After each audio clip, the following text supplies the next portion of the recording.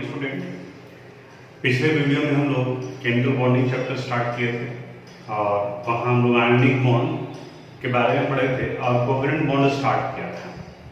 Covalent bond के बारे में बताया कि इनका formation generally atoms of non metallic element के बीच में होता है और इस जगह पर म्यूचुअल शेयरिंग ऑफ इलेक्ट्रॉन होते हैं। अब ये mutual sharing identical type of atom के बीच भी हो सकता है और डिफरेंट टाइप ऑफ एटम्स के बीच में भी हो सकता है। ये दो एटम एक दूसरे के साथ जितने इलेक्ट्रॉन का शेयरिंग करते हैं उनके अनुसार से इनके बीच में सिंगल, डबल या ट्रिपल कोवेलेंट बॉन्ड का फॉर्मेशन होता है। जैसे H2 मॉलिक्यूल में दो हाइड्रोजन एटम के बीच में वन पेयर ऑफ इलेक्ट्रॉन का फॉर्मेशन होता है, इसलिए H2 में हाइड्रोजन और हाइड्रोजन के बीच में सिंगल कोवेलेंट बॉन्ड बना था, O2 में डबल कोवेलेंट बॉन्ड बना था, N2 में ट्रिपल कोवेलेंट बॉन्ड बना था। फिर हम लोग बात किए थे कि अगर दो एटम्स का रिक्वायरमेंट अलग अलग हो तो उस कंडीशन में उनके बीच में कितने इलेक्ट्रॉन का शेयरिंग होगा ये डिसाइड करेगा वो एटम जिसको कम इलेक्ट्रॉन का रिक्वायरमेंट है। जैसे H2O में हाइड्रोजन को 1 इलेक्ट्रॉन चाहिए और ऑक्सीजन को 2 इलेक्ट्रॉन चाहिए, तो हाइड्रोजन और ऑक्सीजन के बीच में शेयरिंग हाइड्रोजन डिसाइड करेगा क्योंकि उसको कम इलेक्ट्रॉन चाहिए, यानी हाइड्रोजन और ऑक्सीजन के बीच में 1 इलेक्ट्रॉन का शेयरिंग होगा। और इसमें सेंट्रल एटम वो होगा जिनका नंबर कम है फार्मूला में। जैसे H2O में ऑक्सीजन सेंट्रल एटम है, NH3 देखे थे हम लोग, वहां पर नाइट्रोजन था। एक दो और देखते हैं उसके बाद फिर हम लोग आगे बढ़ेंगे। जैसे अगर हमें CCl4 का बनाना है, कार्बन टेट्राक्लोराइड, CCl4 में एक एटम कार्बन है दूसरा क्लोरीन है। कार्बन का एटॉमिक नंबर 6 होता है, कॉन्फ़िगरेशन लिखेंगे तो ये 2,4 आएगा। क्लोरीन का एटॉमिक नंबर 17 होता है, इनका कॉन्फ़िगरेशन 2,8,7 होगा। अब देखो कार्बन के आउटर मोस्ट ऑर्बिट में 4 इलेक्ट्रॉन, इसे 4 चाहिए जबकि इसे सिर्फ 1 इलेक्ट्रॉन चाहिए। इसका मतलब शेयरिंग क्लोरीन डिसाइड करेगा, ये सिर्फ 1 इलेक्ट्रॉन ही अपना शेयरिंग के लिए देगा, बाकी कार्बन को मैनेज करना हो। अब इनके लिविस डॉट स्ट्रक्चर लिखते वक्त में कार्बन का नंबर 1 है और क्लोरीन का 4 है, तो कार्बन को सेंटर में रखेंगे और क्लोरीन 4 एटम्स है, 4 इस तरीके से लिख दिए। जो शेयरिंग डिसाइड करेगा उसके इलेक्ट्रॉन को पहले लिखोगे। तो शेयरिंग कौन डिसाइड कर रहा है? क्लोरीन, तो क्लोरीन का इलेक्ट्रॉन पहले लिखेंगे। ये देखो क्लोरीन का इलेक्ट्रॉन 1 शेयरिंग में डाल दिया, 7 इलेक्ट्रॉन में 1 इलेक्ट्रॉन शेयरिंग में डाल दिया, तो बाकी का 6 इलेक्ट्रॉन इसके साथ में लिखेंगे। कई लोग लिविस डॉट स्ट्रक्चर लिखने के स्टेप को फॉलो नहीं करते हैं, किसी तरीके से फिल कर देते हैं और वो गलती होता है आगे जाकर। इसलिए जैसे जो स्टेप बता रहे हैं उसको फॉलो करो। ये क्लोरीन भी अपना 1 इलेक्ट्रॉन शेयरिंग में देगा, तो पहले 1 इलेक्ट्रॉन डाल दी, बाकी का रेस्ट इलेक्ट्रॉन इसके साथ में 1 2 3 4 5 6 ये भी अपना 1 इलेक्ट्रॉन डाल दी, बाकी का 1 2 3 4 5 6 ये क्लोरीन भी अपना 1 इलेक्ट्रॉन शेयरिंग में दिया, बाकी का 6 इलेक्ट्रॉन इसके साथ में 5 6। अब कार्बन की बारी है, इनके आउटर मोस्ट ऑर्बिट में 4 इलेक्ट्रॉन है। ये देखो 1 2 3 4 इस क्लोरीन का ऑक्टेट पूरा हो गया, इस क्लोरीन का भी ऑक्टेट पूरा हो गया, इनका भी ऑक्टेट पूरा हो गया, इसका भी ऑक्टेट पूरा हो गया और इनका भी ऑक्टेट पूरा हो गया। अब यहां पर ये CCl4 में कार्बन और क्लोरीन के बीच में 1 पेयर ऑफ इलेक्ट्रॉन का शेयरिंग हुआ है, तो इसलिए इसका जब बॉन्ड दिखाएंगे तो इनके बीच में सिंगल कोवेलेंट बॉन्ड बनेगा, Cl Cl Cl। तो ये लिविस डॉट स्ट्रक्चर हो गया CCl4 का। उसी तरह से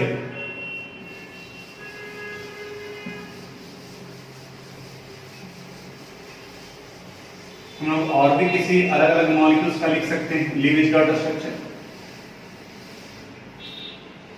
सपोज हाइड्रोजन सल्फाइड का लिखना है, H2S, 2 एलिमेंट है, एक हाइड्रोजन दूसरा sulphur. Hydrogen atomic number 1, configuration लिखेंगे तो 1, सल्फर एटॉमिक नंबर 16, कॉन्फ़िगरेशन लिखेंगे 2 8 6। अब देखो इस हाइड्रोजन को 1 इलेक्ट्रॉन चाहिए, अस्टेबल हो जाएगा हीलियम के बराबर। सल्फर को 2 इलेक्ट्रॉन चाहिए, ऑक्टेट पूरा हो जाएगा। तो कम इलेक्ट्रॉन का रिक्वायरमेंट किसके पास में है? हाइड्रोजन के पास में। तो इनका ये शेयरिंग हाइड्रोजन डिसाइड करेगा।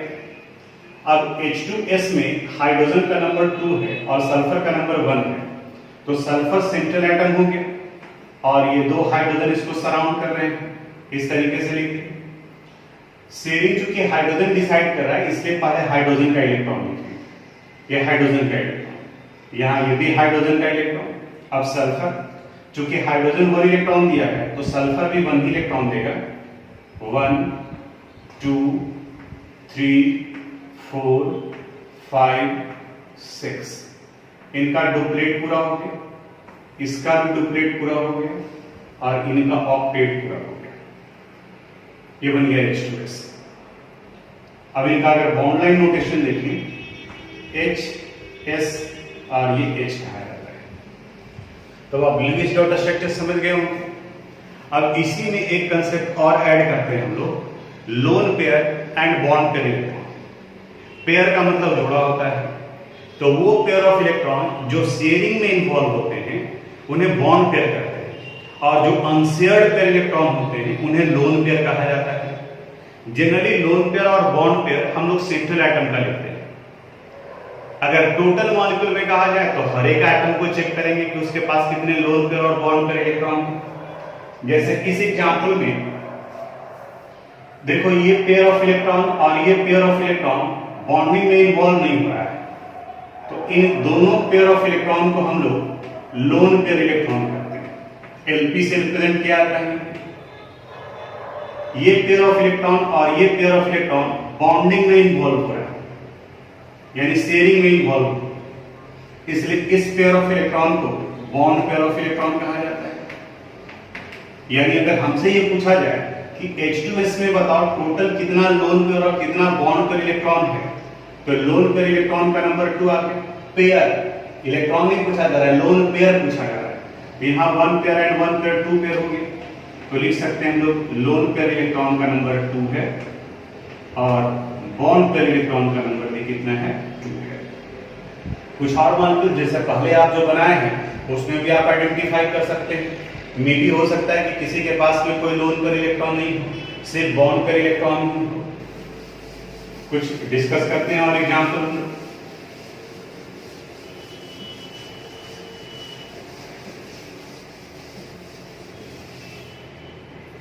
सपोज हमें PCl3 का लिविज डॉट स्ट्रक्चर लिखना है और आइडेंटिफाई करना है कि इसमें कितने लोन पेयर और कितने बॉन्ड पेयर इलेक्ट्रॉन हैं।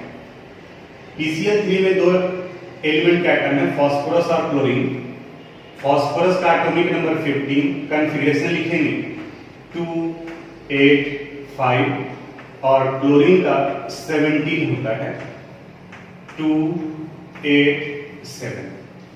फास्फोरस के आउटर मोस्ट ऑर्बिटल में 5 इलेक्ट्रॉन, इसे 3 इलेक्ट्रॉन चाहिए अपना ऑक्टेट पूरा करने के लिए। क्लोरीन के आउटर मोस्ट ऑर्बिटल में 7 इलेक्ट्रॉन है, इसे 1 चाहिए। तो यहाँ रिक्वायरमेंट है 3 इलेक्ट्रॉन का और यहाँ रिक्वायरमेंट है 1 इलेक्ट्रॉन का। तो बताएं हैं कि जहां रिक्वायरमेंट कम होगा शेयरिंग वही डिसाइड करेगा, यानी शेयरिंग क्लोरीन डिसाइड करेगा।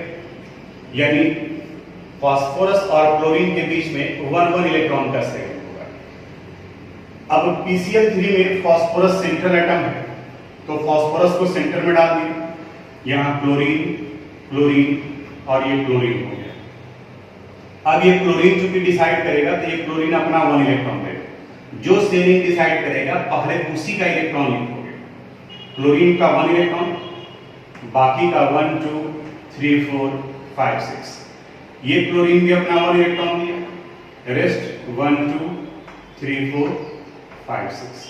ये भी अपना 1 इलेक्ट्रॉन देगा 1 2 3 4 5 6। अब फास्फोरस की बारी है, सेंट्रल एटम है, चूंकि ये 1 इलेक्ट्रॉन दिया है तो फास्फोरस भी 1 इलेक्ट्रॉन देगा 1 1 1। तो 1 2 3, लेकिन इसके आउटर मोस्ट ऑर्बिटल में 5 इलेक्ट्रॉन है तो बाकी का 2 इलेक्ट्रॉन यहां रख दिया। अब देखो इस क्लोरीन का ऑक्टेट पूरा हो गया, या इस क्लोरीन का ऑक्टेट पूरा हो गया, यहां इनका ऑक्टेट पूरा हो गया और फास्फोरस का भी ऑक्टेट पूरा हो गया 2 4 2 6 एंड 2 8। अब इस जगह पर क्या क्वेश्चन पूछता है, जनरल सेंस निकलता है कि लोन पेयर और बॉन्ड पेयर इलेक्ट्रॉन हम लोग सेंट्रल एटम का काउंट करते हैं, यानी कि जो बीच में होता है। तो देखो यहाँ सेंट्रल एटम फास्फोरस है, तो इसके पास ये अनशेयर्ड इलेक्ट्रॉन हो गए, तो इस अनशेयर्ड इलेक्ट्रॉन को हम लोग लोन पेयर इलेक्ट्रॉन कहेंगे। ये शेयरिंग में इन्वॉल्व है, ये भी शेयरिंग में, ये भी शेयरिंग में। तब इस कंडीशन में हम लोग कह सकते हैं कि इस PCl3 के पास में टोटल 3 बॉन्ड पेयर इलेक्ट्रॉन है, यानी लोन पेयर इलेक्ट्रॉन का नंबर आ गया 1 और बॉन्ड पेयर इलेक्ट्रॉन का नंबर आ गया 3। हाँ, अगर आपसे ये पूछे कि इस पूरे मॉलिक्यूल में कितने हैं, यानी हर एक क्लोरीन का निकालना है, तो हर एक क्लोरीन के पास में देखो 1 2 3, इसके पास में भी 3 लोन पेयर है, यहाँ भी 3 लोन पेयर है, यहाँ भी 3 लोन पेयर है, तो 3 3 3 9 क्लोरीन के पास है और 1 फास्फोरस के पास है, और बॉन्ड पेयर इलेक्ट्रॉन टोटल कितना है 3। बट अगर स्पेसिफाई नहीं किया गया है कि सराउंडिंग का निकालना है, तो एज ए कन्वेंशन सिर्फ लोन पेयर और बॉन्ड पेयर जब बोला जाए तो वहां सेंस निकलता है सेंट्रल एटम का। तो इसमें कंफ्यूजन नहीं होना चाहिए, जब भी कहेगा तो आप सेंट्रल एटम लोगे। हाँ, पूरे मॉलिक्यूल में अगर कंसीडर करें तब वहां पर आपको लेके चलना पड़ेगा। अब अगर 2 ही एटम है तब तो वहां आपको जो है कोई सेंट्रल एटम हुआ नहीं, क्योंकि दोनों तो टर्मिनल पर ही है, तब आपको कंसीडर करना पड़ेगा जो किनारे में एटम है उसको लेकर के चलेंगे।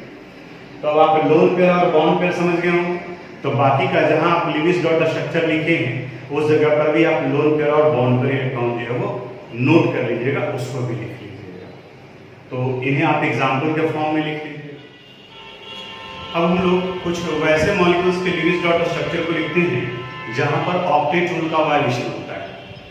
ऑक्टेट रूल ये बताता है कि कोई भी एटम इलेक्ट्रॉन का शेयरिंग करता है टू कंप्लीट देयर डुप्लेट और octet to acquire inert gas configuration.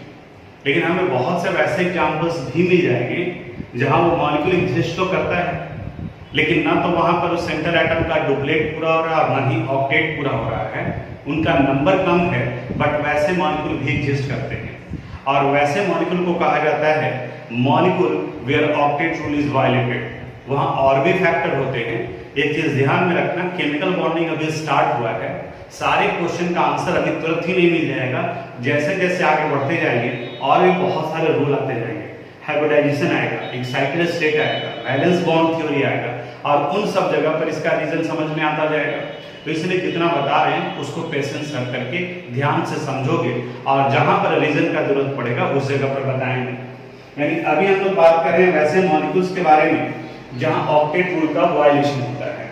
जैसे इस जगह पर एग्जांपल में आता है BeCl2 बेरिलियम डाइक्लोराइड।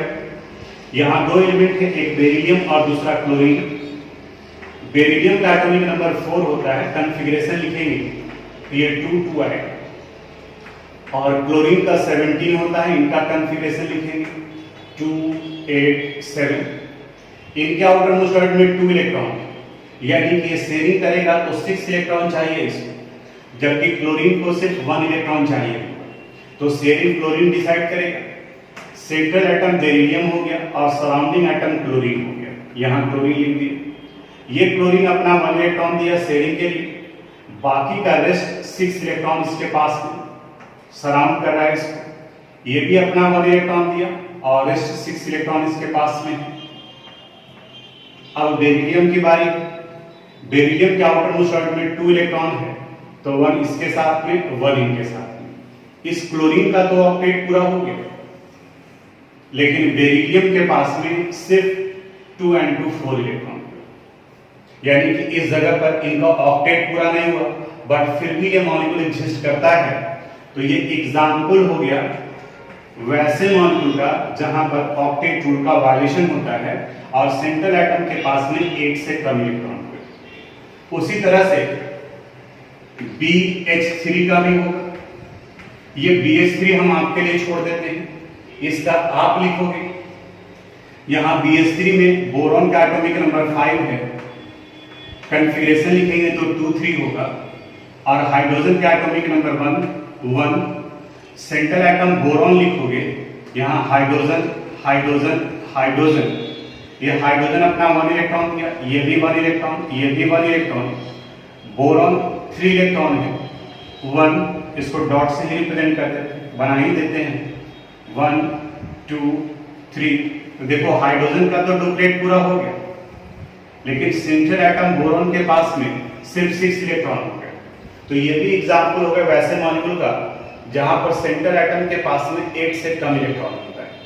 लेकिन ऑक्टेट रूल का वायलेशन सिर्फ वही नहीं होता है जहां 8 से कम इलेक्ट्रॉन होता है, तो वैसे भी मॉलिक्यूल एग्जिस्ट करते हैं जहां सेंट्रल एटम के पास में 8 से ज्यादा इलेक्ट्रॉन होते हैं। अब रीजन इसका हम लोग वैलेंस बॉन्ड थ्योरी में पढ़ेंगे, VBT में पढ़ेंगे कि कहां पर ऑक्टेट रूल का वायलेशन होगा, क्योंकि उसी जगह पर डी ऑर्बिटल का कांसेप्ट आएगा।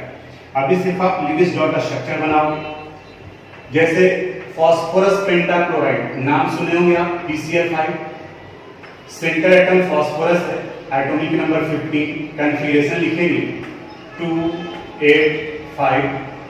क्लोरीन का एटॉमिक नंबर 17 होता है, इनका कॉन्फ़िगरेशन होगा 2 8 7। सेंट्रल एटम फास्फोरस को यहां लिख दिए 5 क्लोरीन 1 2 3 4 5। शेयरिंग क्लोरीन डिसाइड करेगा, क्योंकि ये सिर्फ 1 इलेक्ट्रॉन चाहिए इसको, तो ये क्लोरीन अपना 1 इलेक्ट्रॉन दिया, बाकी का रेस्ट 6 इलेक्ट्रॉन इसके पास है। ये क्लोरीन भी 1 इलेक्ट्रॉन दिया, बाकी का रेस्ट 6 इलेक्ट्रॉन इसके साथ में। ये क्लोरीन एटम भी 1 इलेक्ट्रॉन दिया, 1 2 3 4 5 6। ये क्लोरीन भी 1 इलेक्ट्रॉन, 1 2 3 4 5 6। ये 1 इलेक्ट्रॉन देगा, 1 2 3 4 5 6। अब फास्फोरस की बारी, इसके आउटर मोस्ट ऑर्बिटल में 5 इलेक्ट्रॉन है, तो 1 2 3 4 5। इस क्लोरीन का ऑक्टेट पूरा हो गया, इस क्लोरीन का भी ऑक्टेट पूरा हो गया, इनका ऑक्टेट पूरा हो गया, इनका भी ऑक्टेट पूरा हो गया, इसका भी ऑक्टेट पूरा हो गया। अब इस फास्फोरस के पास में देखोगे 2 4 6 2 8 एंड 2 10, यानी कि 10 इलेक्ट्रॉन हो गए, जबकि ऑक्टेट रूल के अनुसार से 8 ही इलेक्ट्रॉन होना चाहिए। लेकिन PCl5 भी एग्जिस्ट करते हैं मॉलिक्यूल, इसका मतलब PCl5 वैसे मॉलिक्यूल के एग्जांपल्स में आएंगे जहां ऑक्टेट रूल का वायलेशन होता है और यहां सेंट्रल एटम के पास में 8 से ज्यादा इलेक्ट्रॉन होते हैं। एक और एग्जांपल, सल्फर हेक्साफ्लोराइड, इसे SF6 कहा जाता है। सल्फर हेक्साफ्लोराइड SF6,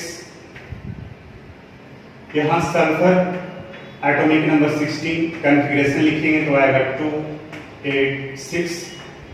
फ्लोरीन का 9, इनका कॉन्फ़िगरेशन आएगा 2 7।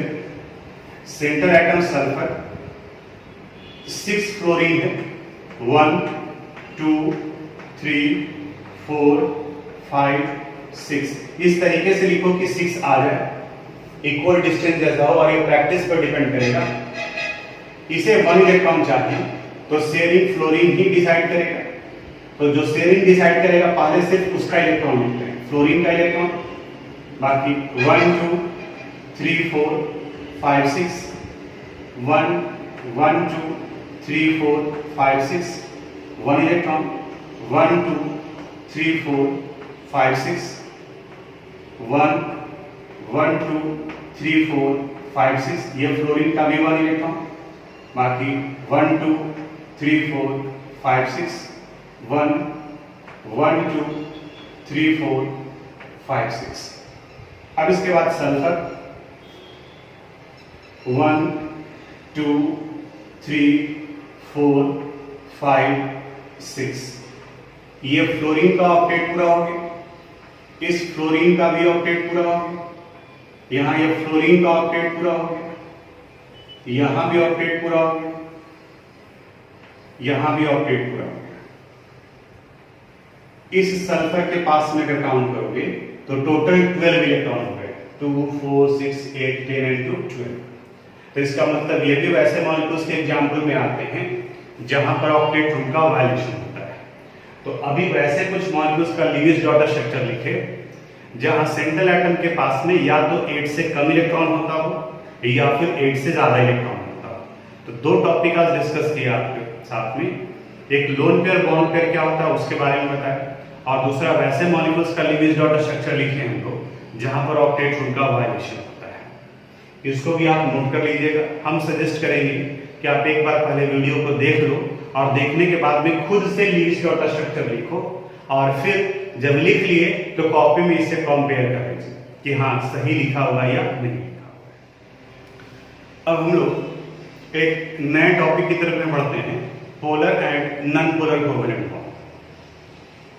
Polar and non polar, polar यानी कि चार्ज होता है, यानी कि जहां म्यूचुअल शेयरिंग हो रहा हो उस वक्त में भी अगर किसी एटम्स के ऊपर में कोई चार्ज डेवलप कर रहा हो तब उस कंडीशन में उस कोवेलेंट बॉन्ड को हम लोग पोलर कोवेलेंट बॉन्ड कहते हैं। और अगर उनके बीच में कोई चार्ज नहीं डेवलप कर रहा हो तो उसे हम लोग नॉन पोलर कोवेलेंट बॉन्ड कहते हैं। इसे समझाने के लिए एक एग्जांपल लेते हैं। एक मॉलिक्यूल ले रहे हैं, सबसे पहले H2 यानी हाइड्रोजन एटम। इनका लीविस डॉट स्ट्रक्चर लिखते हैं। H2 हाइड्रोजन का एटॉमिक नंबर 1 है, कॉन्फ़िगरेशन लिखेंगे 1 होगा। H2 एलिमेंटल मॉलिक्यूल को रिप्रेजेंट कर रहा है, दोनों हाइड्रोजन ही है, हाइड्रोजन हाइड्रोजन। ये हाइड्रोजन अपना 1 इलेक्ट्रॉन दिया शेयरिंग के लिए और ये हाइड्रोजन एटम भी अपना 1 इलेक्ट्रॉन दिया शेयरिंग के लिए। इसका भी डुप्लेट पूरा हो गया, इनका भी डुप्लेट पूरा हो गया। इस वक्त में चूंकि दोनों हाइड्रोजन ही हैं, दोनों का इलेक्ट्रोनेगेटिविटी वैल्यू सेम होगा। इलेक्ट्रोनेगेटिविटी कहा जाता है शेयर्ड इलेक्ट्रॉन को अपनी तरफ खींचने की टेंडेंसी। ये हर एक एलिमेंट का अलग अलग आता है। इलेक्ट्रोनेगेटिविटी का वैल्यू लेफ्ट टू राइट जाने पर इंक्रीज करता है और टॉप टू बॉटम जाने पर डिक्रीज करता है। पूरे पीरियोडिक टेबल में सबसे ज्यादा इलेक्ट्रोनेगेटिविटी फ्लोरीन का होता है, ये इसके पहले वाले चैप्टर में पढ़ चुके हैं। तो चूंकि दोनों का इलेक्ट्रोनेगेटिविटी सेम है इसलिए शेयर्ड इलेक्ट्रॉन बिल्कुल बीच में होगा और इनके बीच में ये कोवेलेंट बॉन्ड बनेगा, सिंगल कोवेलेंट बॉन्ड। लेकिन अगर हम लोग HCl मॉलिक्यूल को लेते हैं, HCl हाइड्रोजन क्लोराइड, हाइड्रोजन का एटॉमिक नंबर 1 है, कॉन्फ़िगरेशन लिखेंगे तो यहाँ 1 आया। क्लोरीन का 17 होता है, कॉन्फ़िगरेशन लिखेंगे तो 2 8 7। इनके आउटर मोस्ट में 1 इलेक्ट्रॉन, इसमें 7 इलेक्ट्रॉन, इसे भी 1 इलेक्ट्रॉन चाहिए और इसे भी 1 इलेक्ट्रॉन चाहिए, यानी कि दोनों को 1 इलेक्ट्रॉन चाहिए। तो दोनों अपना एक इलेक्ट्रॉन का शेयरिंग करेगा। हाइड्रोजन, ये क्लोरीन, हाइड्रोजन अपना 1 इलेक्ट्रॉन दे दिया, क्लोरीन भी अपना 1 इलेक्ट्रॉन शेयरिंग के लिए देगा, बाकी का 6 इलेक्ट्रॉन इसके पास है। अब देखो यहां हाइड्रोजन का डुप्लेट पूरा हो गया, क्लोरीन का ऑक्टेट पूरा हो गया। यहां तक तो सब कुछ ठीक चल रहा है, हम लोग ऑलरेडी डिस्कस कर लिए थे। अब आगे का कंसेप्ट यहां पर ऐड हो रहा है, इसलिए बताते थे कि जब लीविस डॉट स्ट्रक्चर लिख रहे हो तो हम जो बता रहे हैं उस स्टेप को फॉलो करोगे, नहीं तो फिर मामला गड़बड़ा जाएगा। अब यहां समझ में आएगा कि अगर आप बीच में शेयर्ड इलेक्ट्रॉन को नहीं रख रहे थे तो उसका मतलब क्या होता है।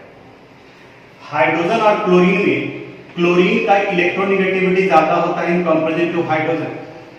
हाइड्रोजन पीरियोडिक टेबल में यहां है और इस जगह पे क्लोरीन है, तो लेफ्ट टू राइट जाने पर इलेक्ट्रोनेगेटिविटी इंक्रीज करता है, तो इसलिए क्लोरीन का इलेक्ट्रोनेगेटिविटी ज्यादा इन कंपैरिजन टू हाइड्रोजन।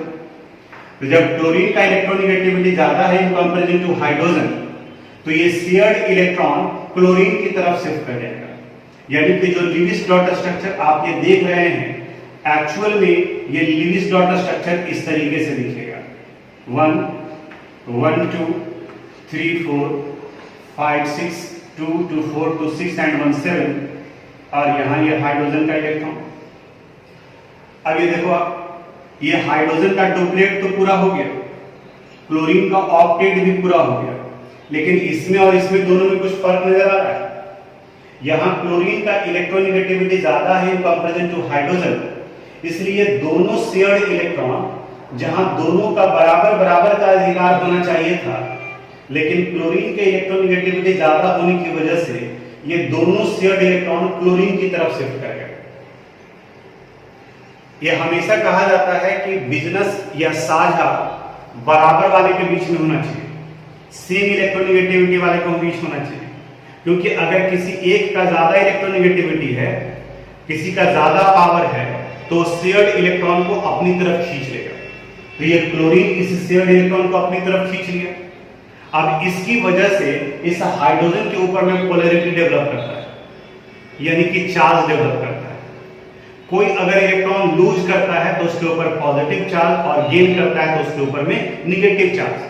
तो यहाँ हाइड्रोजन को ऐसा लगता है कि मेरा इलेक्ट्रॉन क्लोरीन ले लिया तो मेरे ऊपर में पॉजिटिव चार्ज और इनके ऊपर में नेगेटिव चार्ज। लेकिन उसी वक्त में देखो ये हाइड्रोजन भी तो अपना डुप्लेट शो कर रहा है, यानी कि इसका इलेक्ट्रॉन पूरी तरह से शिफ्ट नहीं हुआ है, ट्रांसफर नहीं हुआ है, ये क्लोरीन की तरफ शिफ्ट हो गया है। फिर से हाइड्रोजन का इलेक्ट्रॉन ट्रांसफर नहीं हुआ है, क्लोरीन पूरी तरह से ले नहीं रखा है, शेयर्ड इलेक्ट्रॉन को अपनी तरफ शिफ्ट कर दिया है। तो उस वक्त में पार्शियल पॉजिटिव डेवलप करता है, यानी कि थोड़ा सा पॉजिटिव। और पार्शियल के लिए हम लोग ये डेल्टा साइन लगाते हैं, तो इसके ऊपर में डेल्टा प्लस हो गया और यहाँ इनके ऊपर में डेल्टा माइनस हो गया। तो इसलिए जब HCl लिखते हैं हम लोग तो H और Cl, तो हाइड्रोजन के ऊपर में लिखा जाता है डेल्टा प्लस चार्ज और क्लोरीन के ऊपर में डेल्टा माइनस चार्ज। और इस तरह के कोवेलेंट बॉन्ड को पोलर कोवेलेंट बॉन्ड कहा जाता है। और यहाँ जो H2 के बीच में हो रहा था, इस तरह के कोवेलेंट बॉन्ड को नॉन पोलर कोवेलेंट बॉन्ड कहा जा रहा है। अब आप जनरली स्टूडेंट गलती क्या करता है, वो करता है कि अगर मान ली कि H है और ये Cl है और जल्दीबाजी में यहाँ इलेक्ट्रॉन दे दिया और इस तरीके से यहाँ 1 2 3 4 5 6, ये देखो तो लिविस डॉट स्ट्रक्चर इसका गलत हो गया। इसने क्या कर दिया कि शेयर्ड इलेक्ट्रॉन को हाइड्रोजन की तरफ शिफ्ट कर दिया, जबकि इलेक्ट्रोनेगेटिविटी किसका ज्यादा होता है, क्लोरीन का ज्यादा होता है, तो ये गलत हो गया। अगर दोनों आइडेंटिकल नेचर का हो तो बिल्कुल वो सेंटर में होना चाहिए, और अगर अलग अलग एलिमेंट है तो जिनका इलेक्ट्रोनेगेटिविटी ज्यादा होगा उसकी तरफ में शिफ्ट करेगा। तो इस तरह से एक पोलर हो गया और दूसरा नॉन पोलर हो गया।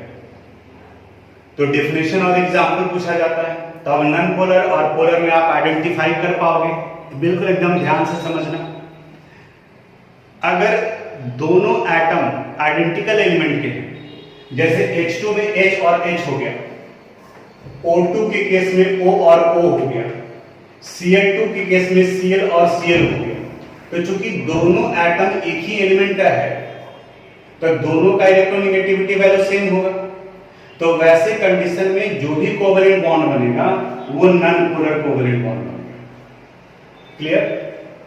आइडेंटिकल एटम के बीच में जो कोवेलेंट बॉन्ड बनेगा वो नॉन पोलर होगा, क्योंकि दोनों शेयर्ड इलेक्ट्रॉन का दोनों शेयर्ड एटम का इलेक्ट्रोनेगेटिविटी वैल्यू सेम है, तो इलेक्ट्रॉन को बराबर खींचेगा, तो इसलिए ना तो किसी के ऊपर पॉजिटिव और ना ही किसी के ऊपर में नेगेटिव। अगर दो अलग अलग एलिमेंट के बीच में बॉन्ड बना है तो इलेक्ट्रोनेगेटिविटी भी अलग अलग होगा, और जब इलेक्ट्रोनेगेटिविटी अलग होगा तब उस कंडीशन में आप आइडेंटिफाई कर लोगे कि ये मॉलिक्यूल पोलर है या नॉन पोलर। जैसे अगर हम तुमसे पूछें कि बताओ जी H2O मॉलिक्यूल पोलर होगा या नॉन पोलर होगा, तब तो आपको यहां तुरंत पता चल जाएगा, एक हाइड्रोजन है और दूसरा क्या है, ऑक्सीजन। ऑक्सीजन का इलेक्ट्रोनेगेटिविटी ज्यादा होता है इन कंपेरिजन टू हाइड्रोजन। तो अगर इनका आप लिविस डॉट स्ट्रक्चर बनाओगे तो शेयर्ड इलेक्ट्रॉन को ऑक्सीजन की तरफ शिफ्ट कर देंगे, तो ऑक्सीजन पर पार्शियल नेगेटिव चार्ज और हाइड्रोजन पर पार्शियल पॉजिटिव चार्ज डेवलप करेगा। और सिर्फ पूछा जा रहा है कि पोलर है या नॉन पोलर, तो चूंकि अलग अलग एलिमेंट के एटम हैं इसलिए ये मॉलिक्यूल पोलर नेचर का होगा। अगर आपसे पूछा जाए कि N2 पोलर है या नॉन पोलर, तो नाइट्रोजन दोनों आइडेंटिकल हैं तो इस वजह से ये मॉलिक्यूल नॉन पोलर नेचर का होगा। अगर पूछा जाए कि NH3 पोलर है या नॉन पोलर, तो दो अलग अलग एलिमेंट के एटम हैं इस वजह से ये पोलर होगा। तो हमको लगता है कि आप आइडेंटिफाई कर पाओगे कि कौन सा मॉलिक्यूल पोलर है और कौन सा मॉलिक्यूल नॉन पोलर। तो इस बार के प्रैक्टिस क्वेश्चन में जो क्वेश्चन देंगे वो आप ध्यान से देखोगे। अगर आपको बोल रहे हैं कि इसका लिविस डॉट स्ट्रक्चर बनाइए और शो कीजिए कि वो पोलर है या नॉन पोलर, तो इस तरीके से आप बनाओगे, एक बार में सेंटर में और फिर यहाँ, और दूसरी बार में जब हम ये बताया कि सिर्फ आप ये बताओ कि ये पोलर है या नॉन पोलर, तो ऑब्जेक्टिव क्वेश्चन के जैसा सोल्व करना है और यहाँ जो कंसेप्ट दिए हैं उसको आप बनाओगे। तो आज यहीं तक, अगले क्लास में थोड़ा सा आप भी देख करके रखोगे, हम लोग कोऑर्डिनेट बॉन्ड के बारे में बात करेंगे और फॉर्मल चार्ज के बारे में, तो उसको थोड़ा सा आप देख करके रखिएगा। आज यहीं तक।